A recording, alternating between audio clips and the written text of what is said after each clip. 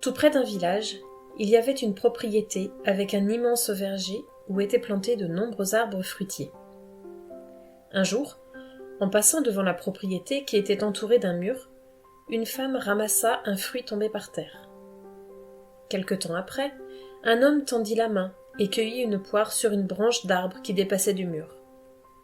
Bientôt, d'autres personnes escaladèrent le mur et, après avoir mangé des fruits, elles en volèrent autant qu'elles le pouvaient. Chacun disait « Un fruit de plus ou de moins ne changera rien ». À partir de ce moment-là, des bagarres éclatèrent à tout bout de champ dans le village, et un sentiment d'insécurité et de méfiance s'installa parmi les habitants. Les villageois étaient persuadés que le jardin était la source de leurs ennuis, et que l'endroit ne pouvait appartenir qu'au diable. Pour apaiser la situation, le chef du village envisagea toutes les solutions possibles et imaginables jusqu'à la destruction du jardin. Toutefois, il décida de discuter avec le propriétaire qui, à son sens, n'était rien moins que le diable en personne. Lorsqu'il arriva au jardin, le portail d'entrée était ouvert, et un homme se tenait tranquillement assis sous un arbre. Le chef du village s'approcha et exposa son problème. Le diable lui répondit « Vous savez bien que ce n'est pas en détruisant ce jardin que votre problème va se résoudre. Ces gens sont victimes de leur cupidité.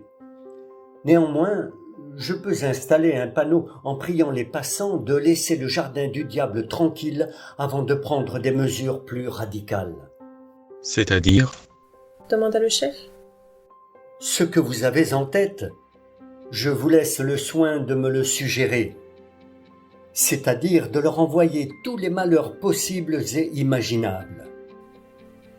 Le chef du village se leva, heureux d'avoir trouvé une solution à son problème, et allait prendre congé quand le diable l'arrêta et lui demanda « Vous me voyez vraiment ? Êtes-vous sûr que je ne suis pas le fruit de votre imagination ? » Quelle question ! Répondit le chef du village en riant avant de quitter l'endroit.